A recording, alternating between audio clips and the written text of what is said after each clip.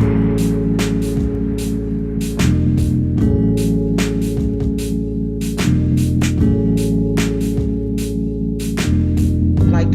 everyone, and thank you for participating in the Know Your Candidate Forum sponsored by Georgetown Cultural Citizens Memorial Association and Southwest Georgetown Community Council, lovingly known as GCCMA and SEGCC.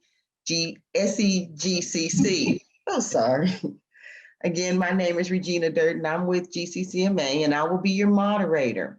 And behind the scenes, we have Mr. Chuck Collins with SEGCC, who will be our producer and monitoring questions and keeping us on time.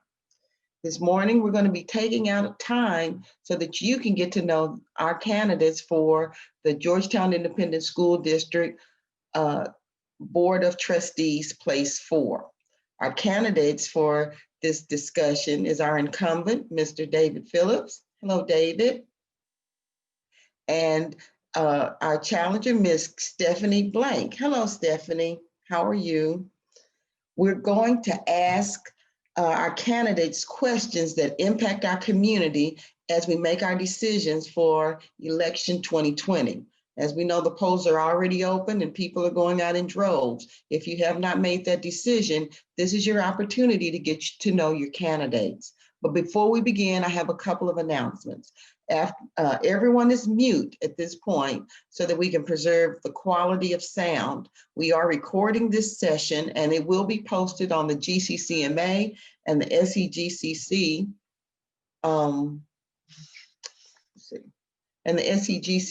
website. Let's see, where was I at? I'm so sorry. So now the format of the candidate is that we are going to give each candidate 2 minutes to offer opening statements. Then we'll be asking a series of questions, and each candidate will be given a maximum of 3 minutes to respond. We will continue asking questions as time allows. The candidates were given the questions before the forum, but we are using an app called Slido, as SLIDO, www.slido.com. In there, you'll see a series of questions that are available. If you see questions, we may veer from the questions that we've given the candidates if we see that there's some popular questions that you want to hear more about. So if you go to Slido and you see those questions, enter in W944, or you can look in your chat and there's a direct link to Slido. So with that, we'll begin. One quick thing for the candidates. When you get to within 15 seconds of your time limit, this red screen will drop down. It's so fancy, really technically advanced here. And that'll give you a warning. Okay, so I think we will get started. We're going to start with introductions. Each candidate will be given a 2-minute introduction. The introduction should include your name, your background, why you're seeking the position, and what you think your major duties and responsibilities are. So, Mr. Phillips, we'll start with you, and your 2 minutes begin now. All right. Well, thank you all again for hosting these things, especially in this time of COVID, are so helpful for us to get a chance to talk to the constituents and voters. And if y'all didn't do stuff like this, it would be very, very hard to get the message out. So we really thank y'all for doing this. My name is David Phillips. I'm running for Place 4 for GISD School Board. My background, very briefly, I started my career as a firefighter paramedic. Did that for many years. I also have a degree in education. Was able to move up the ranks and become the chief at a couple of different places, and then eventually moved into entrepreneur work in healthcare. Founded a couple of companies, one of which, while I was a CEO, grew to a $150 million company with 1,500 people. And so I think that's part of what experience the confidence and competence to participate as a board member on a $150 million company with 2,000 employees. I volunteer extensively. I've spent literally thousands of hours in our schools, helping kids, doing everything from occasionally relieving teachers and doing a little teaching to putting straws in milks and tying shoes and wiping noses. And that's given me a fantastic inside view of the current situation in our schools. I have 2 kids, both of whom have gone through GISD system and were very, very successful. One is now finished graduate school. The other is a current 8th grader at Forbes. So my experience with GISD has been a long one, 16 years, but it's also a current one. I'm in the schools now, both as a leader and as a parent and as a volunteer. So I really appreciate y'all, again, giving us this time. Thank you. Thank you, Mr. Phillips. Ms. Blank, your 2 minutes begin now. Thank you so much, Memorial Association and Southeast Council, for inviting us here today. I have been a licensed specialist in school psychology for 30 years, and I gave 23 of those years to Georgetown ISD as an LSSP, as a campus administrator, and as the special ed director for 15 years. I was also the president of the Council of Special Ed Directors for the state, and I've testified down in Austin, as well as knocked on doors in Washington, D.C. My tenure at GISD was also during the greatest growth. I went from 6 schools total to 10 elementaries, 3 middles, and 3 high schools. I have and continue to serve on many of the nonprofits in town, and actually am the founder of the Exceptional Georgetown Alliance. I also have sat on and still do sit on many city boards. Since retiring, I became an educational consultant for TEA, many law firms in the Central Texas area, and school districts across the state. I'm also an inaugural member of the Courageous Conversations group, and I was the chair of education for many, many years. My adult children received an excellent education in Georgetown, and now I have 3 grandsons, elementary to high school, and I want them to stay in Georgetown because they're my grandsons. I am running for a place on the dais in order to better understand decisions that are being made, ask the hard questions, and to support the students, the staff, the parents, and the community. Everybody deserves to know the good and the bad and where their tax dollars are going. I view my role as to adopt priorities, monitor success, et cetera, et cetera, et cetera. My time is up. Thanks. Thank you so much, Ms. Blank. So now we're going to get into the questions. So let us get started by discussing your ideas on where we stand right now. With more than 12,000 students in the GISD, the Board of Trustees governs the district by adopting policies and regulations. The key roles and responsibility, according to the website, is to hire and evaluate the superintendent, to approve the school district's budget, to approve the budget, to establish goals and evaluate outcomes, to adopt and evaluate policies, and communicate with the community. Each year, several times a year, students must take home a report, providing a grade of how well they are performing in the classroom. So today, we ask you, on a grading scale of A to F, how would you grade the performance of GISD?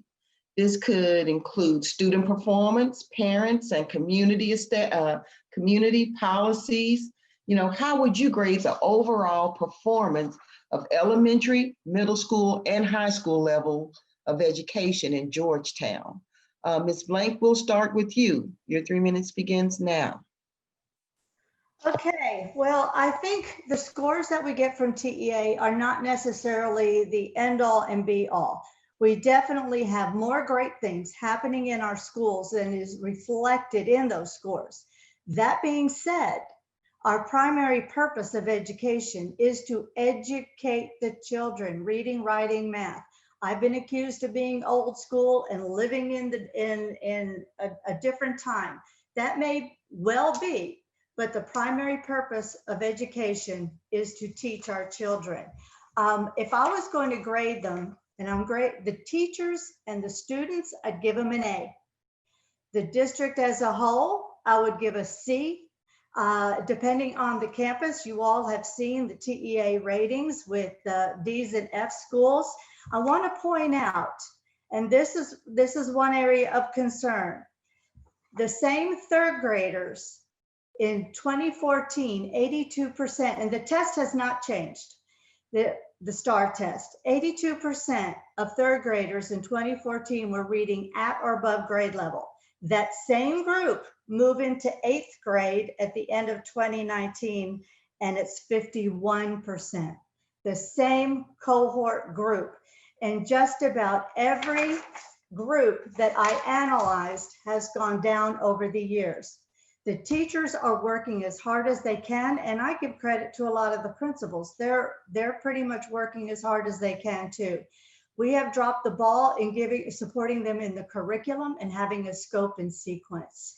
So coming to this was what the platform that I was running on, is that we need to get back to analyzing data on a regular case. I've also heard from teachers, because we do the MAPS testing now, which I hear from teachers is excellent, beginning, middle, and end. And you notice I talk with my hands. And I'm concerned that I'm hearing that that test is not always done with fidelity. So that means every teacher who is administering that test is doing their own thing. And that means how valid are the results? So we need to have a very consistent, and maybe our new director of assessment and accountability can capture that and really train the teachers to do it with fidelity. One teacher told me she walked in and to a classroom that was taking the test, and the kids were talking and all over the room, and other teachers follow the guidelines and with fidelity. So I think as a district as a whole, we're doing a lot of good things, but we have a lot of improvement to make. Thank you. Thank you, Ms. Blank. Mr. Phillips, your 3 minutes begin now. Sure, thank you. Yeah, I would agree with Stephanie as far as a couple of things there. First of all, overall, you know, it's tough to do. There's so many pieces and parts of this soup, but I would say we get a B. And here's the stuff I think we're doing really well on, and here's the stuff we're not doing well on. The stuff we're doing really, really well on are the outcomes that matter. The kids are graduating at a very, very, very high rate relative to the state. We do extremely well on our CTE, which are the programs that move kids straight from school to a job. We've been very, very successful with those programs, and those matter tremendously to parents, kids, and the community to be able to move a kid straight from school to a job if he wants. We do very, very well on our military readiness. So the three outcomes that are by far the most important are the kids able to get a job if they want to get a job? Are the kids able to get in college if they want to get in college? And are they successful at both of those things? Do they have the skills to succeed? And can the kids get in the military if they want to? And can they be successful in the military? And we do extremely well on those outcome measures that matter most in this world and to the parents and the community. I agree with Stephanie about the test scores. We haven't done well. I think in part that was a decision made quite a while ago, certainly before I started participating, to focus on CCMR and CTE and SAT scores and college and that stuff, and less on the TAKS or the STAR test. I think that was a mistake, and we redirected that. As she mentioned, we've made some changes in staffing. We implemented a test that we think is very, very maps very closely to the STAR to improve their score. So we'll get there for that. But that's by far not the most important thing. It's healthy, happy kids who can be successful when they get out of school. Healthy, happy kids who will be successful when they get out of school. That's what matters. Now, what we're not doing very well at is that STAR test. We need to fix it. And I also think we're doing so-so with our kids at risk, our equity programs. So we invested into that quite a bit, hired a new person to work on that and try to really do a much better and more robust job with our equity. I don't think we've done a great job with that. I'm not sure we're doing a great job with our behavioral, mental, and social health program, although I've worked on that extensively for the last couple of years. I think we've made progress. We got a long way to go because it feeds back to that core value of healthy, happy kids who do well after they get out of school. So thank you. Thank you, Mr. Phillips. Now we're going to move on to the impact that we've seen on because of COVID. This year, there's been so many challenges for our students, the teachers, the faculty, administration, and the community at large. While this has been a new and unusual time for everyone, the effects of the pandemic are truly affecting the students and their families. For example, we have a family here in Georgetown that has 3 students sharing one device, trying to do their homework at one time at the same times, working with faculty and teachers. There is a lack of internet services for some, a lack of appropriate meals for students. Parents are just having a difficult time with educating their students, while at the same time they're fearful in sending them back to the classroom. The pandemic has drastically changed the delivery of goods and services in education. The late spring and summer could have been a time for retraining our teachers and preparing parents and the community at large for the transition of online learning. We'd like to know, what are your thoughts for guiding and directing the GISD administration to move more aggressively into this new era for education in light of all of these challenges? Mr. Phillips, we'll start with you. Your 3 minutes begin now. Thank you. Well, you encapsulated that almost perfectly. You really did. That was a great analysis. That's exactly what's happening. So you have to remember, public education is a very, very old institution that is deeply rooted in, for lack of a word, traditions, processes that although we've certainly made movement and we need to make a lot more movement, the old world is not the new world. It's not designed for this. And this pivot was huge for not just for us, but for every public education institution. So we didn't have enough stuff to do distributed learning. And when we reached out, as soon as we realized that, which was pretty early on, we found out that the stuff from our regular vendors was literally being pirated because it was so precious. So even our trusted vendors that we had long-term relationships with would suddenly pull an order out from under us while it was on the way to the kids. Because somebody else offered them more money. So that's an example of how what I call this asteroid strike has changed so many behaviors. It completely changed the environment in which we're trying to operate. There's no real guidelines to it. When you call TEA or anyone else that should be helping us, we get 3 different answers. And so we are struggling to understand it and make the best decisions. I've relied a lot on my experience as CEO, as the person who's trying to make those decisions very quickly and the best decision I can for thousands of people. And I think that has helped. I think my experience in healthcare has helped for me to understand the messages we're getting from CDC and from Johns Hopkins and those folks. And so I think, having said all that, the way I've approached it as a leader was I've told the administrators over and over and over, this is your time. This is our Apollo 13 moment. This is our chance to shine. Do not be afraid.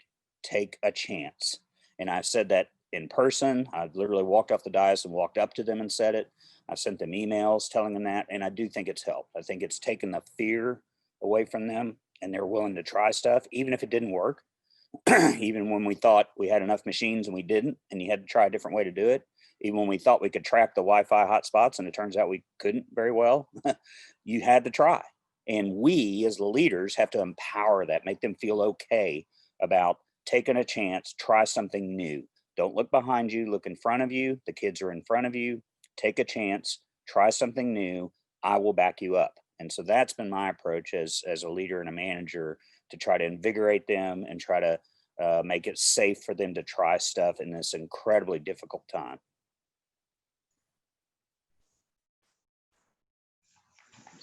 Thank you, Mr. Phillips. Ms. Blank, your 3 minutes begin now. Thanks.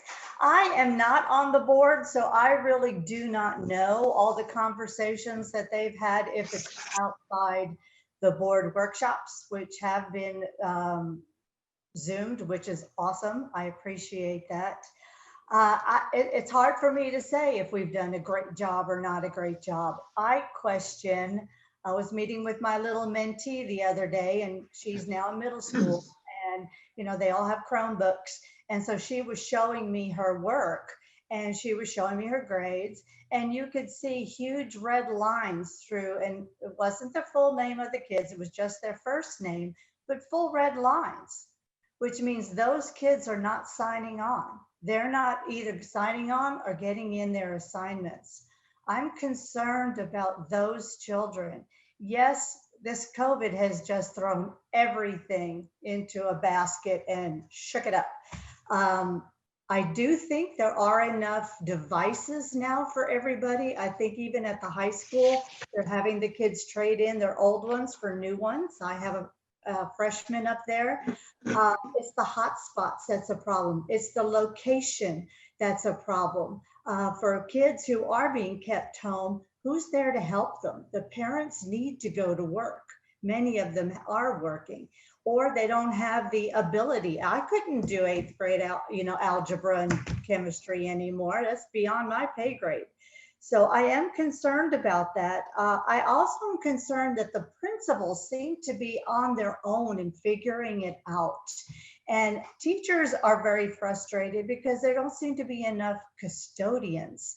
Considering this is COVID and we need to sanitize the rooms and the cafeteria and everything else, the custodians are very, very busy, and the teachers are doing it during lunch and recess, and the custodian being pulled.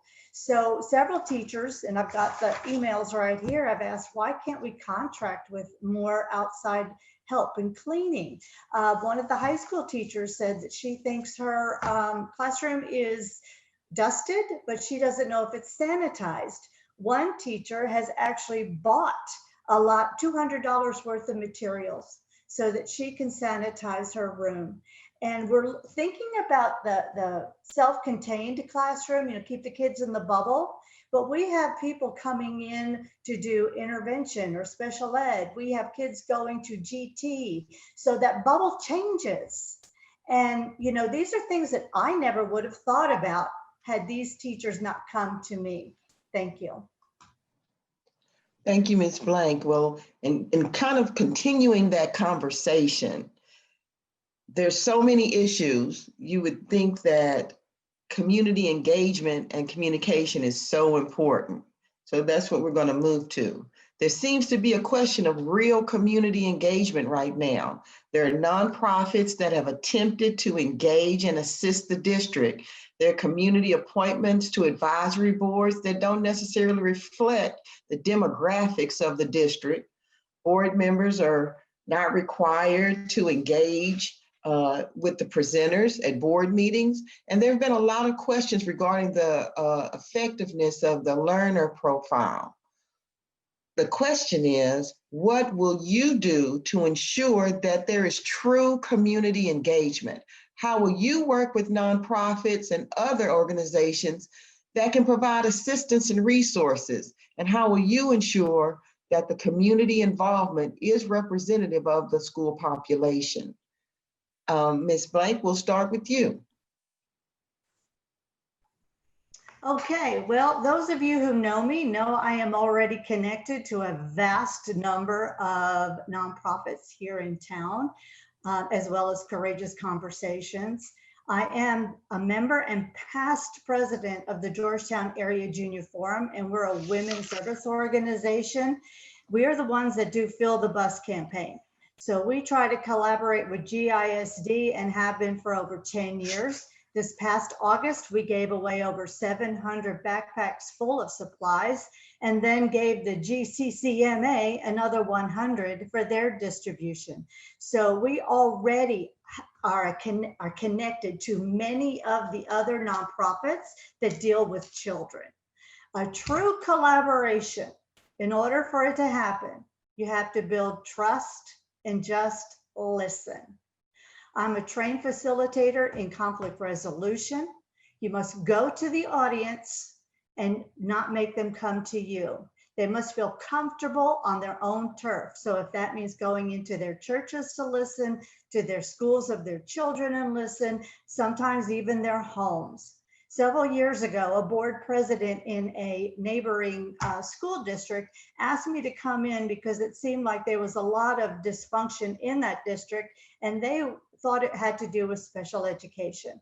So over a series of days, I met with obviously the board, I met with administrators, I met with teachers, and just asked questions and got the input. Then I had a meeting where I told them to invite the special ed parents.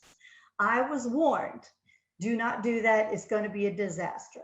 And I said, let me do my process.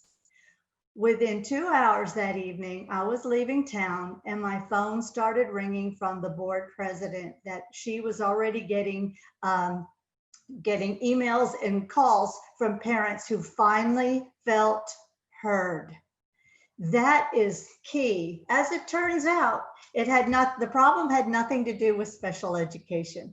And I was able to present that to the board. So I am very concerned that we have what I would call an almost artificial way of getting information. We are invited to the table to discuss an issue, to get our input. But from the get-go, I always feel like whoever's running the meeting already knows where they want to go. And we're led to that decision. So it's very frustrating. So I think when we first get started, we just need to listen. We need to listen to the teachers without administrators around. We need to listen to the administrators without their uppers around. We need to listen to people. Thank you very much.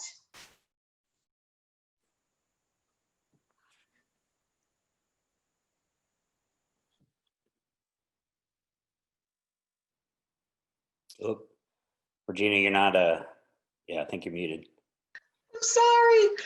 You can begin Technology. now. Okay, how about Okay. that? Well, Stephanie makes a great point. It is about listening entirely. That's exactly right. So, you know, the role of the board members, so there's kind of a differentiation between that formal board meeting where all of us are sitting there. It's one of the most structured and heavily regulated entities in all of local politics by far, probably politics in general. So things like you mentioned, you know, we can't engage with audience members. That's not our rule. That's actually a board rule or a state rule that if it's not on the agenda, you can't engage in it. And it makes it very stifling. It makes it very difficult to do the kind of collaborative work that most of us are probably used to and would probably be more successful with. The workshops are better if you've had a chance to see those or come and sit with those. They're more throwing stuff back and forth, more discourse, and it seems a little bit more appropriate. What really happens, the way this actually works in real life, is each of us have hundreds of relationships and connections in the community. Each of us, myself included, meet with folks out there probably at least once a month. I've spent, like over the summer, I did a weekly meeting where I went from coffee shop to coffee shop with teachers.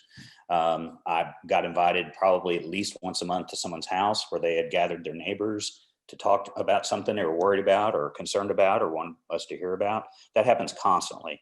I have literally hundreds of teachers that text me or email me with ideas, concerns.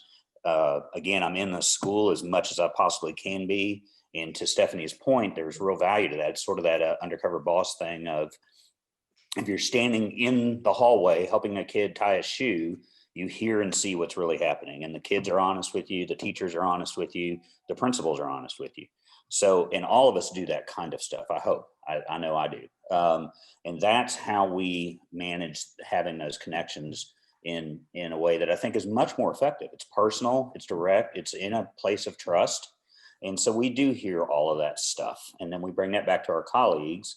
The other thing that's odd about school boards is the threshold that is required in order to move something forward is higher than most other organizations. In a lot of city councils, for example, it just takes 3 people. 2 people can put something on an agenda. It's simple majority. We have to have 3 people to even get something on the agenda. So you spend a lot of time one-on-one with your fellow board members trying to find out, are you gonna, if I bring this forward, if I say I want to change, you know, I want the CCMR lady now to be in charge of equity, are you okay with that? Or are you going to push back on that? I want to change the way we handle appeals for certain disciplines. You know, I need to know where you are. And so that's how we manage that piece. And then again, we turn back out to our friends and contacts, and they're not friends necessarily, they're contacts in the community, and hear what they have to say. Right, thank you, Mr. Phillips. I appreciate that. Now we're going to move on to the future of the district. Now, one of the duties of the board is to provide strategic direction for the district. According to the 2019 GISD data, 44% of students are at risk, and 33% of GISD schools were graded with a D or F in educating children at risk. The faculty ratio and leadership is not reflective of the demographics of the school population. Also, in a recent GISD quarterly report, it states that GISD added 1,509 students between 2014-15 school year and 2019-20 school year, with a 14.2% growth over the past 5 years. And in an article in the local paper surrounding that talked about the surrounding school districts, were increasing the school population while GISD was declining. In fact, in that recent report that I just mentioned, it stated that while 96 students transferred into GISD, 1,300 students transferred out. Looking at just these few statistics, there are so many more that, that moves the question of what is the future and vision of GISD. So our question for you is, what do you see as priorities for GISD? What strategic improvements do you see are necessary? And how would you engage the students, faculty, and community to develop and implement these strategies? Mr. Phillips, we'll start with you. Okay, thank you. So that's something I'm very, very clear on as far as, what objectives I have, and hopefully I'll be effective in moving my colleagues along with me. So first, we do need to improve our state test scores, even though they probably are not nearly as important as healthy, happy children who can get a job and get into college and all those other things that I think are critical.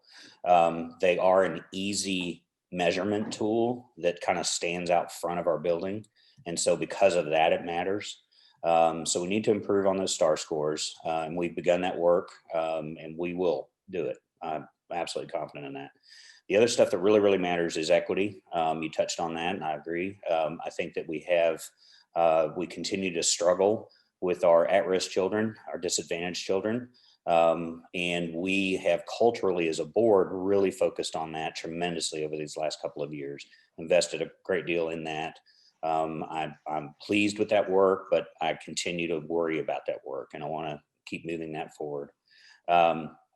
Then the other things that we have to do is smart growth. It's difficult to time the building of a school such that sort of my mantra I've been using is no kids in portables no matter what, but also no empty buildings, no underutilized buildings. So we need a build just in time strategy on new growth, managing that very carefully. We need to improve school safety. That has not popped up recently, thankfully, but it is not gone. So that remains a significant concern for us.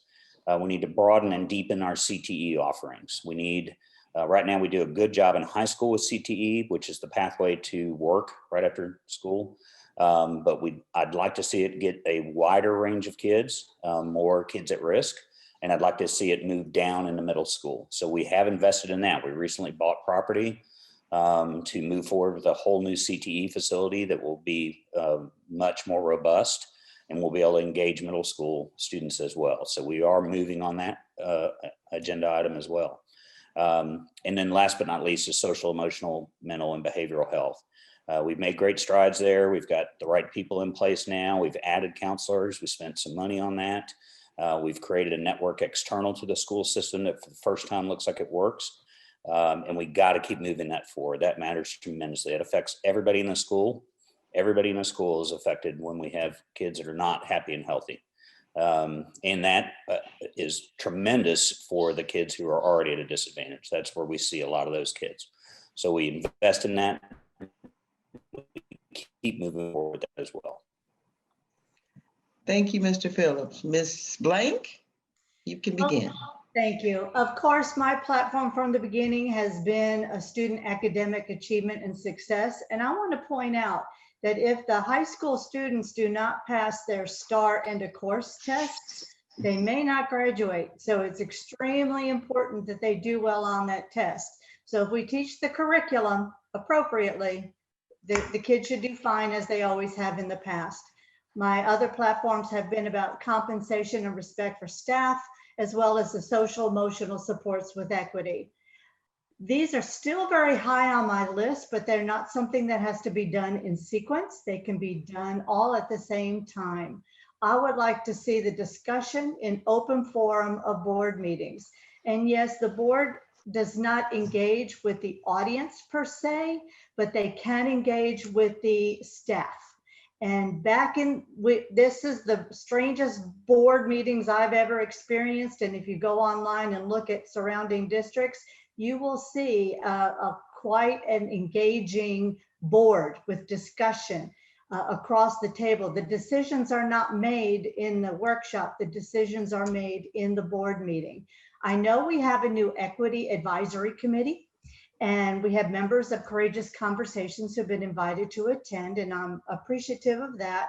And I appreciate Ms. Pike's passion for this. And I hope this isn't something that was just added to her executive director of CCMR duties. She already has a huge job. I also read on the website that they're on level 3 of 7 of the plan, and yet the community hasn't met yet. So I'd love to know who helped develop 1, 2, and 3. We do not have very many administrators or teachers of color in the district. So who helped come up with 1 through 3? An equity plan is also not a one and done.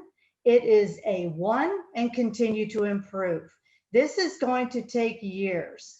Another point for the future is the faculty needs to be heard, just as the parents and the students do. They're starting to tell me things now, but you know, at the board meetings, there's only a few that speak out, are bold enough to speak out, but they must feel comfortable if they see something, say something, whether it's discriminatory, illegal, or morally wrong. I'm getting calls, messages, emails, and I even had a parent over here yesterday telling me about something that occurred at the high school. So there are some very big safety concerns I'm concerned about. My time is up. Thank you. Thank you, Ms. Blank. Now we're going to quickly move into systemic racism, equity, and inclusion. We started a little bit late, so we're going to continue, and we'll go over about 10 minutes. To make sure we get these questions in, because I think they're important for our kids and for the community to make good decisions. So while this past year has been a time of civil unrest and the issues of systemic racism, equity, and diversity, in addition to many other issues related to COVID exist, equity has been an ongoing issue with the district, as we've mentioned, as you both have mentioned. We continue to see opportunity gaps for our students of color and the economically disadvantaged, especially in the area of advanced placement. Many believe that this must be addressed. So we see that teachers and other staff require training in diversity. I heard you mention that there is someone that is responsible for that in the district, but how is it really being addressed, and how does the public know that this exists? What is your plan to engage leadership in addressing this issue of systemic racism, equity, and diversity? Do you believe that equity training is necessary? And how will you get the public involved in knowing that this exists and what your plan is? Ms. Blank.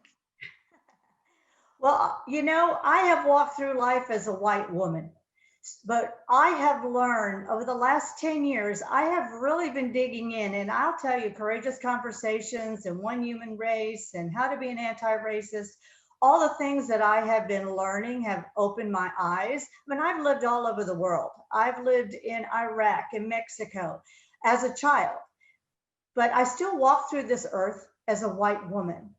And we are all racialized, but we tend to see the world through our lens and our point of view. And several years ago, several of us from Courageous Conversations met with some administrators, and we were talking about this very issue. And of course, we were told, oh, I'm colorblind, I don't see color, which I think is a very odd thing to say, which we only say that to our people of color we're talking to. We don't say that to our white friends. So first we need to come to terms with our own race. And I know in the fall of 2016, several children were told, I hope you go back to Mexico. And this was after the last election. So do we have racism in our schools? Absolutely. Why would we not? You know, but we need to call it out when we see it. We have discussed this with the administration in the past, and we were told we just don't know what happens when the teacher closed their door. Well, no, we do, because people are telling us. Zero tolerance policies and that student code of conduct is a framework. Unless there's drugs, violence, or guns, which are mandatory offenses, it is a framework. But I don't think our administrators at the campus level have the tools necessary that they used to have. We worked as a team to make sure that there was not disparity. We pulled the data every 9 weeks and looked at it. And if we were seeing the graphs get a little cattywampus, investigate what is going on. And you are right. We have preconceived notions of children who come into the classroom and they're not being recommended for GT, advanced placement. We need to look at kids' gifts in a total different way. And economically disadvantaged does not mean they're ignorant people. I have a family member who both she and her husband have master's degrees, but they have 3 kids, and he was what? A teacher. So they qualified as economically disadvantaged. Thank you. Thank you. Mr. Phillips, you can begin now. All right, thank you. So as we said, we've made a very important investment in both time, money, and talent in addressing equity, moving that issue forward. We do have a committee that will assist us with that. I agree with Stephanie as far as you know, if they haven't been engaged yet, then we have not done a good job there. We need to change that and get them engaged and invested. And Courageous Conversations is included in that. So I think as long as we continue to support that and push that forward, and as long as we as board members make it clear that that is a priority, then we'll get forward movement on it. I can't imagine a world where we used to be better at equity. I would find that shocking, because I don't think the world was better at equity 5 years ago or 10 years ago. I think it's unlikely. So I think we need to keep looking forward and keep pushing forward and look at the folks around us. What successes are they having? We got to hear from a guy on I think the first or second equity meeting that we participated in as well, who had some great insights into what other school districts are doing to make progress. And I think that's really important, is not to be in a silo or a bubble as Georgetown ISD, to look to the left and to the right. And there are people who are doing a really good job with it. We need to learn from them. And so my job is to be that voice over and over and over, and to keep saying that and keep encouraging the senior leadership and senior administrators to keep moving forward and make sure they understand that does matter. We expect to hear about it at every meeting, and now we do, and that's new. And we expect to see movement forward on it. Thank you, Mr. Phillips. Well, we've come to almost the end of our discussion. Thank you both so much for your responses to all of the questions.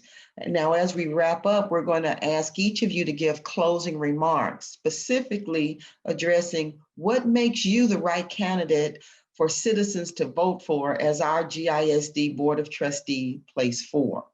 What is your vision for the future of GISD? And how will you ensure that all of the things that you discussed today actually happen? How will you ensure that people are being included in the conversation? And how will you work with other members of the board to garner support on your positions? Mr. Phillips, we'll start. Oh, no, yep, Mr. Phillips, we'll start with you. All right, again, I want to thank you all for hosting this extremely important opportunity for the public to be able to hear these questions and answers. Really appreciate y'all doing this. So I think I'm the right guy for this job for a couple of reasons. One is my experience and competencies fit this job very, very well. I think I can move stuff forward with this group that other folks can't move forward with this group. I think I'll be very, very effective, and I have been so far. It takes a surprising amount of time to build the trust and relationships, both with the fellow trustees and with the senior administrators. There's no shortcut to that. You can't just demand it. You have to build it and earn it over time. And so I think that's what I've spent probably a year and a half of my 3 years doing, was building those relationships and trust and understanding and learning how to move agenda items forward in a meaningful way, how to change policy in a meaningful way. And I've now been able to do that with a couple of things. And I would like the opportunity to keep moving that forward. The experience one gains as a board member is invaluable. And I believe I combine that with the fact that I am comfortable, competent, and confident in sitting atop an organization that's very large, very complex. Most of what we do revolves around things like HR and law and real estate and really big numbers. That's a whole lot of what we're supposed to be checking, if you will, and watching out for our community about, as well as teaching and learning. So you have to be able to do both. You have to be able to manage a very large organization and help guide a very large organization with complexities. And you have to understand teaching and learning. You have to be able to do both, I think, to be really successful at this job. And I believe I can do that. Thank you very much. Thank you, Mr. Phillips. Ms. Blank? All right, I've written down my comments just so that I don't forget anything. I entered this race not to run against someone, but to run for a seat at the table. Something's gone wrong, and that is why our standing in the state has been dropping over the last few years. I have no idea what real information has been given to the board over the last few years. We used to be so transparent, and we're one team, from the parents to the staff to the administration. My children received an excellent education here. I'm frustrated when friends of mine tell me their kids want to move back to raise their children here, but no matter what site they check, the scores are horrible and they don't want to move here then. If I'm elected to the board, I will represent everyone. I work for every parent, every student, and every staff member. In those same 4 years that we went from all schools meeting standard with 15 special acknowledgements to TEA, 2 Ds, and 4 Fs. This means we're not teaching the curriculum with fidelity. We're better than that. My fear is that the children who are in elementary during these formative years will not have the basic skills they need to benefit from the outstanding CTE programs we have at the high school.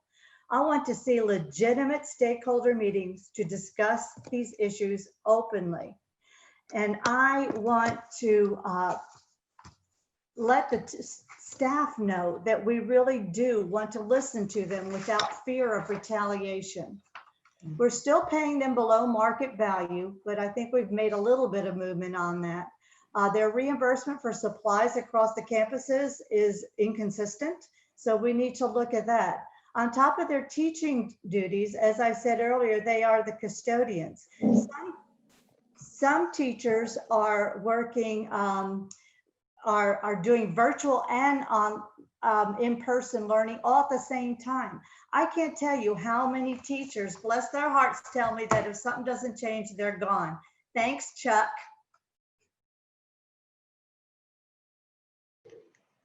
Okay, thank you. And hopefully you won't hear barking in a few minutes. But GCCMA and SEGCC would like to thank both you, Ms. Blank, and you, Mr. Phillips, for taking time out to answer these questions and engage in conversation. We thank you, community, for your participation in this forum. Now we have a couple of quick reminders for you. We recently had a PSA made to inform the public about what you need to know about voting. And so we're going to show you that video really quick, knowing that if you'd like to see it again and let others know, that you can go to the GCCMA or SEGCC website to view the video again. Chuck, you ready? Hello, Georgetown community. The Georgetown Cultural Citizens Memorial Association, in association with the Southeast Georgetown Community Council, brings you greetings and voter information today. November 2020 is a historic time. As we deal with a global pandemic, we are electing our next president, a new mayor, city council members, school board trustees, and countless other races. In Georgetown and throughout the country, they are expecting record turnouts. So we want to take some time out to encourage you to vote. Here are 3 simple tips that we believe that can help you. First, know when you can vote. Early voting begins Tuesday, October 13th through Friday, October 30th from 7 a.m. to 7 p.m., Monday through Saturday. And on Sundays, October 18th through the 25th from 1 p.m. to 6 p.m. Second, know where you can vote. For specific voting locations, visit www.wilco.org/departments/elections/voting. We encourage you to vote early to avoid election day crowds. And third, there are no straight ticket voting this year, so completing your ballot may take a little time.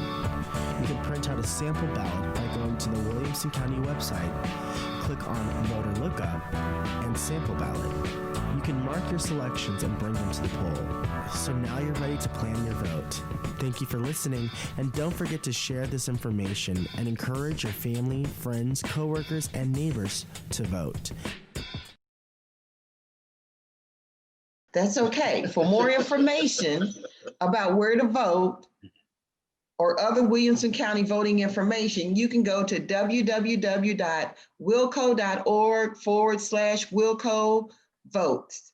Or you can also go to the GCCMA website under the link of Community tab, or you can go to SEGCC website for more election information. We will be hosting the GISD Place 5 at 11 o'clock. So if you're not registered, hopefully you are, please do so. We have special thanks to GCCMA and SEGC for your participation. Special thanks to our president, Paulette Taylor, and our board and the board chair and wonderful producer, Mr. Chuck Collins. We thank you again for your participation, and we encourage you to get out and vote. If you've already voted, we encourage you to get someone else that has not voted to get out and vote. Remember, when you go to the polls, remember to take your ID and your patience, okay? It's your right, it's your duty, it's your responsibility. So we'll see you in a few minutes, and thank you again for participating, and good luck to you both.